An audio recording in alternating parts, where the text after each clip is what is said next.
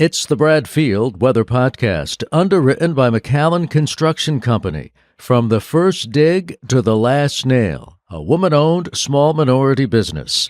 And by Action Carpet and Floor Covering of Simsbury, a full-service family-run flooring company. I am Dan Lovallo. He is meteorologist Brad Field. We are putting this podcast together on December 23rd, the day before Christmas Eve. And Brad, I'll tell you what, as we approach Christmas Eve and Christmas, weather is going to make news in these parts, isn't it? Yeah, absolutely. If you're dreaming of a white run-up to Christmas, we're fine.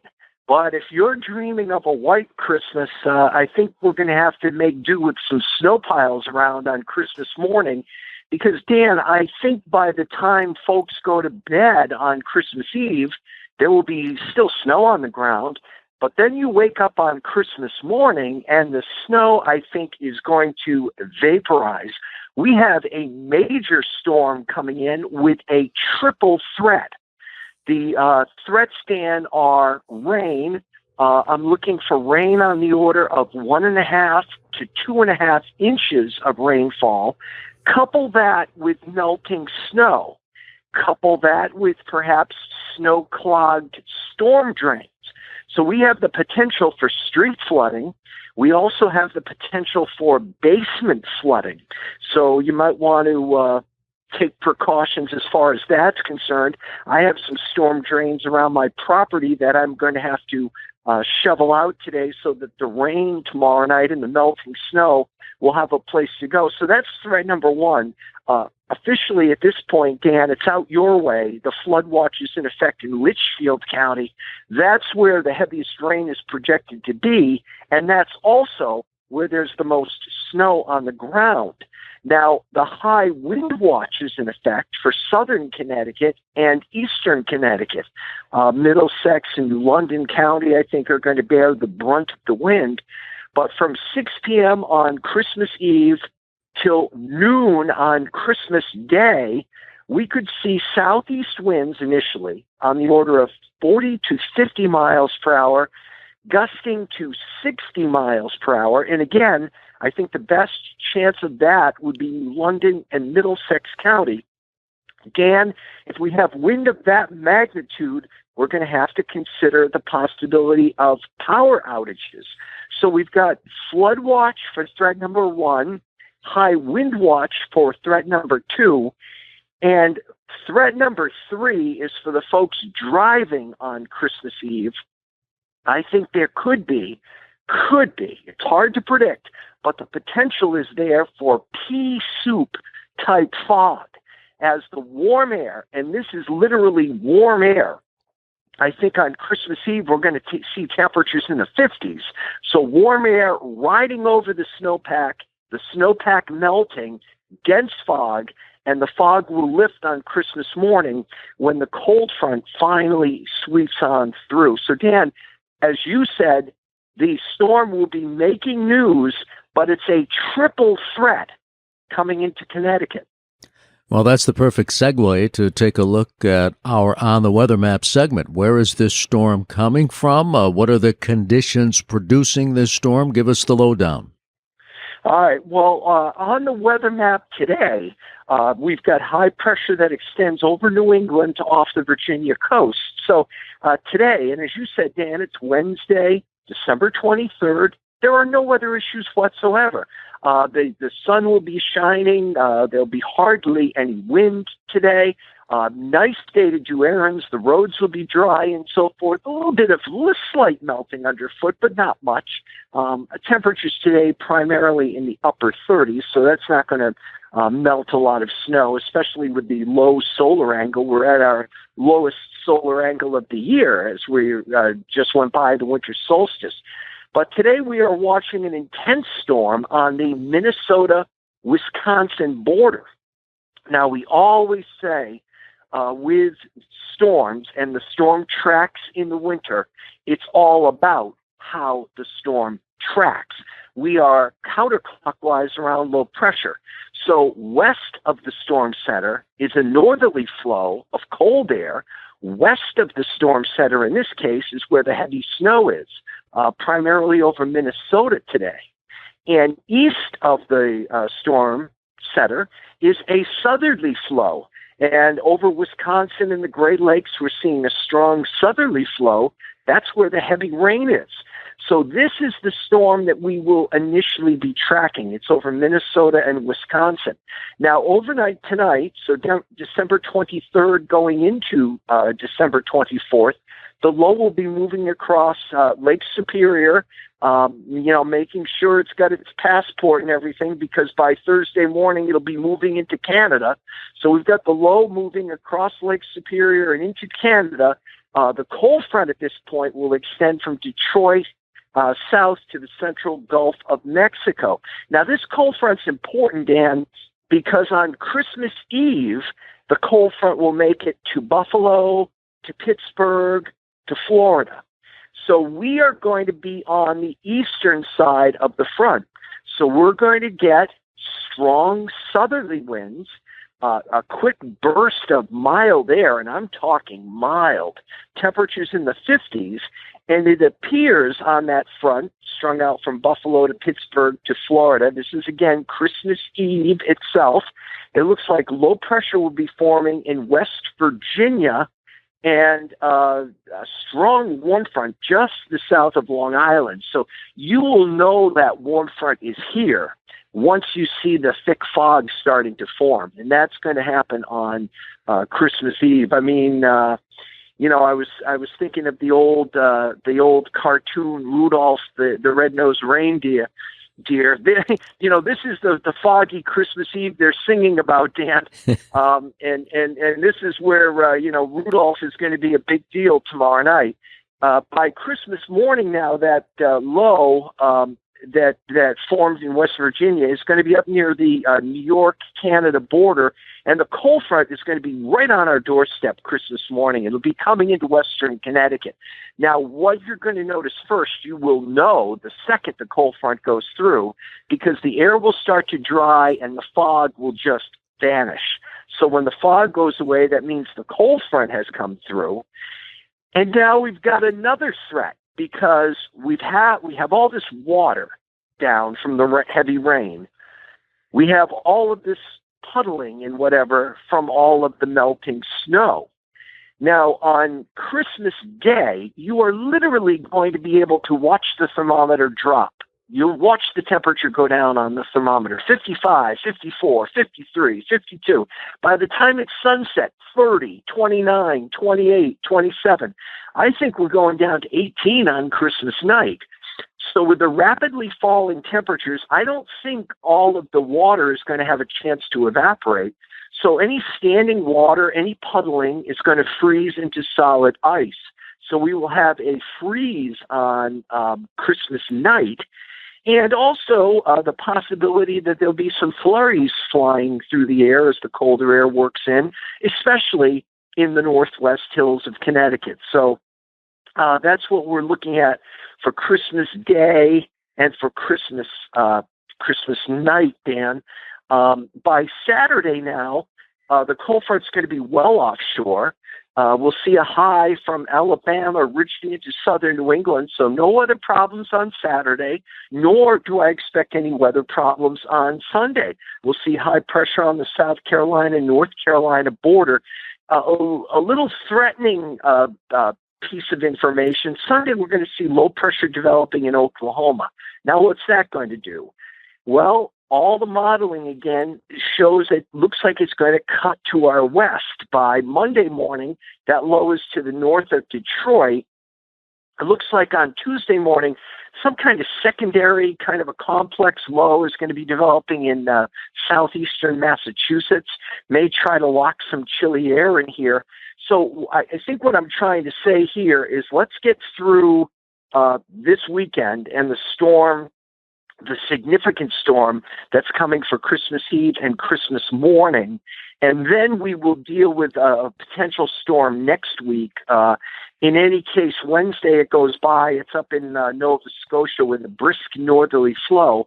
But at this point, I would not. I would bet on that second storm being again primarily rain, since the primary looks like it's cutting to the west of here.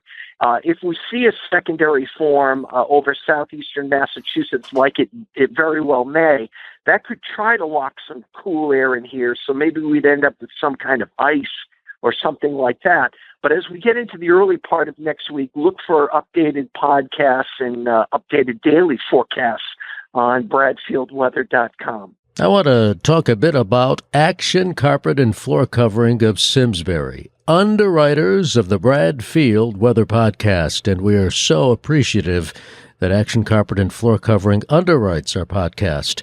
Action Carpet and Floor Covering is a full-service, licensed, family-run flooring company serving the region. In fact, it was founded in 1993 by Kevin Blake. Something you need to know, Action Carpet and Floor Covering serves both residential and commercial customers, offering brand-name floor covering products in vinyl, laminate, hardwood, carpet, area rugs, and tile, plus backsplash. Action Carpet and Floor Covering installs, plus offers professional cleaning services, and will repair water damage. And Action Carpet and Floor Covering does much, much more. In fact, they want their customers to be so satisfied that they want to be considered the go-to company. They want their customers to consider them as the one and only floor covering company. Call Action Carpet and Floor Covering of Simsbury today at 860-651-8406. That's 860-651-8406. Or go online at action-carpet.com. That's action-carpet.com. Action Carpet and Floor Covering, a full-service flooring company. People in our audience are making plans, whether they go out to hopefully social distancing or even if they stay home, an hour-by-hour look at the weather, if you would. Yeah, I wanted to highlight also, Dan, that SPC, the Severe Prediction Center, is indicating that eastern North Carolina, for, as bad as it sounds like around here, they've got a darn good chance of tornadoes on Christmas Eve Day. That is just showing the dynamics of this system as that strong cold front moves to the east, and then we see developing low pressure around West Virginia, off to the east and in the warm sectors where eastern North Carolina is. 5% chance of tornadoes, which is fairly robust. That doesn't sound like much. But when we have 5% chance of tornado around here, it's a big deal. And 15% chance of damage and wind in North Carolina. But yeah, the hour by hour up here again, Dan, no problems at all today. Dry roads, slight melting of the snow today, but not much. Temperatures primarily upper 30s, maybe some low 40s. Now, any of the slightest little melting today could freeze into a black ice patch or two tonight, so just be on the lookout for that. That's kind of an every night in New England kind of scenario. Once you get snow on the ground, you have to always be on the lookout for the patchy black ice. Temperatures overnight tonight between 28 and 34. Now, tomorrow, Christmas Eve day, it's fine for running some errands, but, you might get slightly wet. About 7 in the morning, I think some sprinkles will be on the New York-Connecticut border. By 1 o'clock in the afternoon, some sprinkles from I-91 and points west. So, if you're driving around, you've got Christmas Eve day errands to do, you might need your intermittent wiper in the morning and midday. That's about it. I think that the rain starts to really come in around 7 o'clock in the evening, primarily first in western Connecticut and southern Connecticut, 7 p.m. Christmas Eve, some sprinkles in northeastern Connecticut. Now, by 1 in the morning on Christmas Eve going into Christmas Day, rain and dense fog, and I want to really emphasize the fog. The visibility could be very, very poor. The rain could be pelting down. There could be flooded roadways due to snow-clogged drains. Now, by Christmas Day morning, rain and dense fog But as I said, at 7 in the morning, it looks like the front is going to be right on the western Connecticut, New York border. So with the cold front sweeping in, as soon as the cold front goes by, the fog will vanish. And I think the worst of the wind will be over, too. It's still going to be windy on Christmas Day as it turns colder, but I do not expect damage. I think if there's going to be damage, it would be late Christmas Eve and maybe first thing Christmas morning with the front right on top of us. Now, by 1 o'clock on Christmas Day, the storm will be ending west to east across the state. 7 o'clock on Christmas night, some flurries around, especially north and west of I-84. By 1 in the morning on Christmas night, the only flurries left will be up toward the Berkshires if you're driving up there. And for Saturday and Sunday, Dan, dry roads across Connecticut with some sun, and it will be breezy and cold. So when we look at the possibility of ice being an issue, when would that be? Around sunset, around 4:30, 5 o'clock in the afternoon? When can we anticipate that? Yeah. That's a very good prediction, Dan. I would say by sunset, we will certainly see the Northwest Hills dipping below freezing. So sunset now is between, say, 4 and 5 in the afternoon. So yes, I definitely think by late afternoon we're going to start to see that icing process across the state, and definitely overnight for the entire state. Temperatures for Christmas night appear to be in that 18 to, say, 24 degree range. So any kind of standing water around or puddling is going to freeze solidly. Okay, Brad, before we get to our forecast, couple of questions, one from our audience. Now, as you know, we received a lot of snow in that snowfall last week, but the snowpack has already melted, and someone in our audience wanted to know, why did the snow seem to melt as quickly as it is melting when the sun is at its lowest point in the sky this time of year? Yeah, that's a really good question, Dan, and it largely has to do with texture. We were talking about this storm that came and produced. I think the highest total in the state that I saw was 16 inches around New Milford. But the point here is that this was the kind of snow that they get a lot of times when the Arctic air comes across the Great Lakes. I mean, we were in pure Arctic air, and the snow ratios were high. So in other words, this was fluffy snow. It was fairly easy to move. It was in northern Connecticut. I mean, you get down into parts of New London County and Middlesex County, they had much less snow, but it was much more concrete. This snow in northern and central Connecticut was very fluffy snow, and the snow ratios were very high. So what I mean by that, Dan, is the water content in the snow is very low. So it's evaporating much more readily. So it's the type of thing where if you have like 0.8 of an inch of liquid producing 16 inches of snow, that's a 20-to-1 ratio.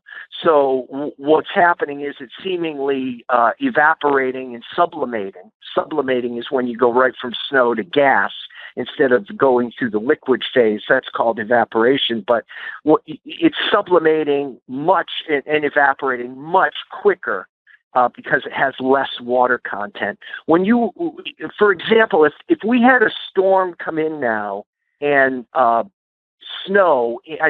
rain into the snowpack, and say it was a different scenario than this one that's going to happen. This rain and temperature profile that's coming in right now is going to overwhelm the snowpack and melt it. But if it only rained for a few hours and then it immediately got cold, so the snow would act like a sponge and soak up that moisture, and then the temperature went down and the snowpack refroze, it would melt a lot slower. So it depends on the water content of the snow. I know this was a really long-winded answer, but the more water content you have in the snowpack, the longer it will last. And for example, another thing I noticed, Dan, is I look at the daily snowfall total from Bradley every day. And on today is Wednesday morning, there was 6 inches of snow still at Bradley at 7 this morning. But there was 7 inches of snow yesterday morning at 7 a.m., and the temperature made it to 43. So it's as you're getting down to a lower snow amount on the ground, it's going to be it is becoming harder to melt because it's got higher water content. The top part of the snow is just melting into the snowpack and then refreezing at night. So, but that 6 inches is going to be overwhelmed by the temperatures in the 50s and the fog. Christmas Eve, they call fog the snow eater, and that's going to be a truth, because it's just going to be almost tropical air for the time of year coming right over that snowpack. Well, Brad and I are so excited to welcome back as one of our underwriters to the Bradfield Weather Podcast, McAllen Construction of Prospect, Connecticut, a full-service construction company servicing the entire state for over 25 years, engaging in residential and commercial building projects. Also, McAllen Construction handles snow removal. And we are getting some snow, that's for sure. McAllen Construction is on call 24/7, 365 days a year.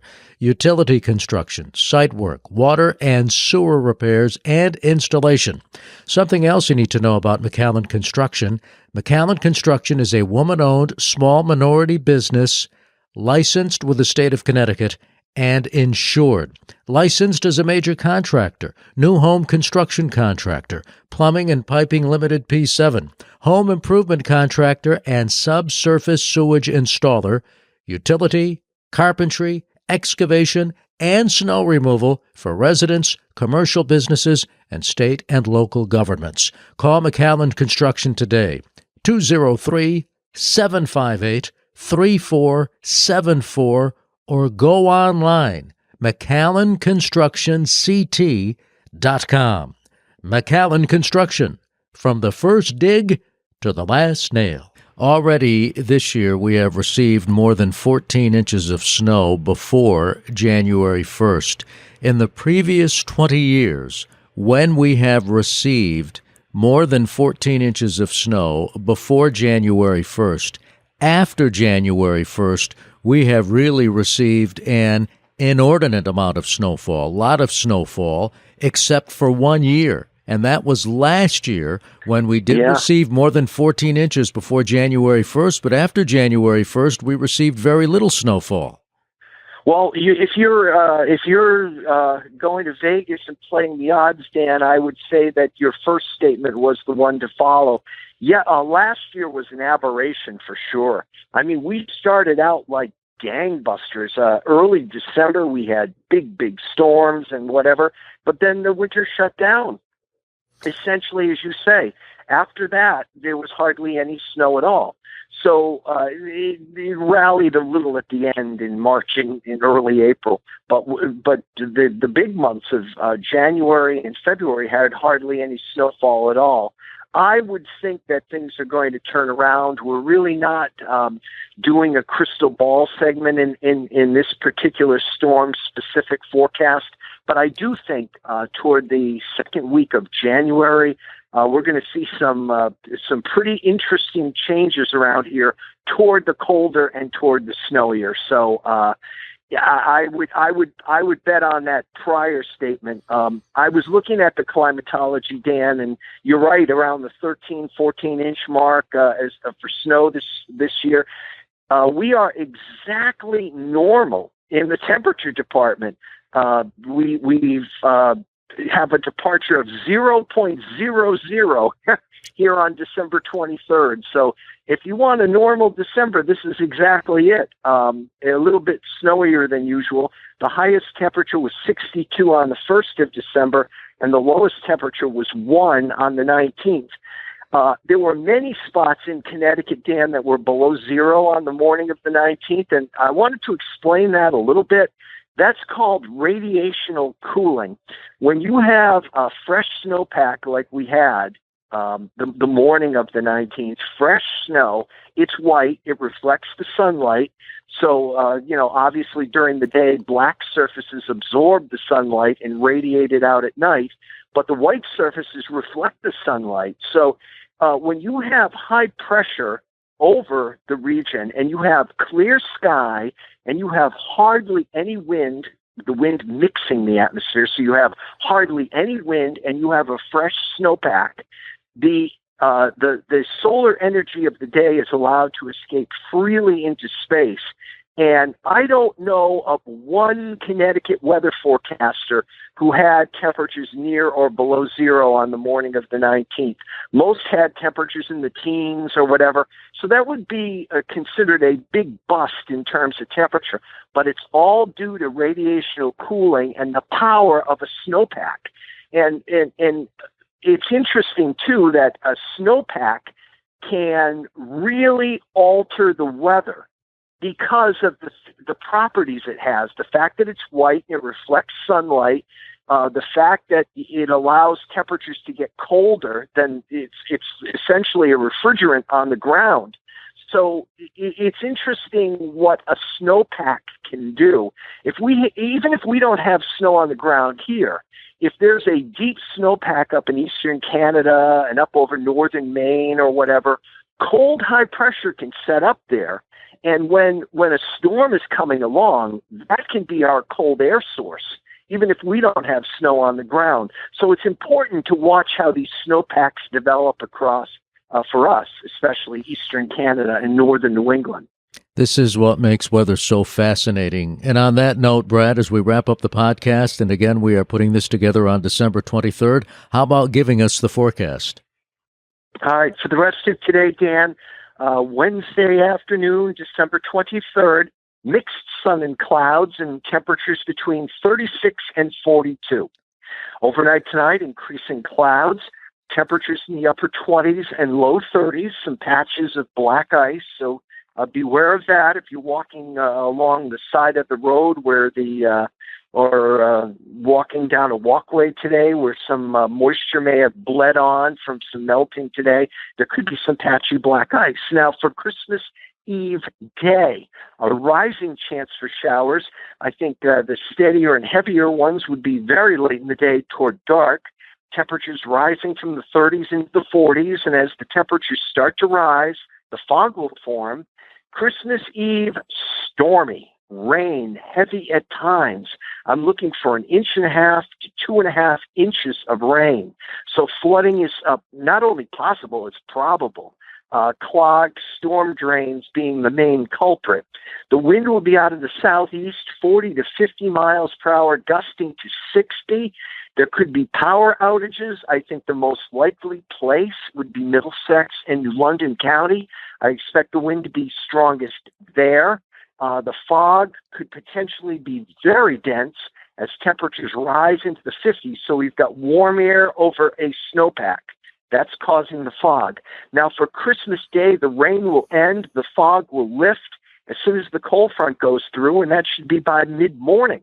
Southeast winds will go northwest. They'll start diminishing as the day goes along, but the temperature will be dropping like a stone. 50s, 40s, 30s. Christmas night, flurries, especially north and west of I-84, temperature between 18 and 24, obviously a hard freeze. Saturday looks sunny and cold, temperature near 30, and Sunday looks sunny with temperature in the 30s. Well, Brad, to all of our first responders, as always, a big thank you for all they do, particularly during our trying times. And to you, Sandy, your family, and to all of our audience, Merry Christmas and Happy Holidays. We'll have a podcast again next week, but Merry Christmas to all. Merry Christmas to all, Dan. I hope you and Susan have a great holiday. And to all of our listeners, thank you. And also be careful. Be weather aware. I think tomorrow evening I'm going to know where my flashlight is. I'm going to have candles around because, if you're celebrating and all of a sudden all the lights go off in the house, it would be nice to know where the flashlight is, especially if you have a house, guests in your home or other family members in your home. And, you just want to be prepared. I got gasoline for the generator type of thing. You may want to shovel out the storm drains, maybe down at the bottom of your driveway. I happen to have a few storm drains in the yard. So things like that, I think, need to get done. Well said. Thanks, Brad. The Brad Field Weather Podcast has been underwritten by Action Carpet and Floor Covering of Simsbury, a full-service family-run flooring company, and by McAllen Construction Company. From the first dig to the last nail, a woman-owned small minority business.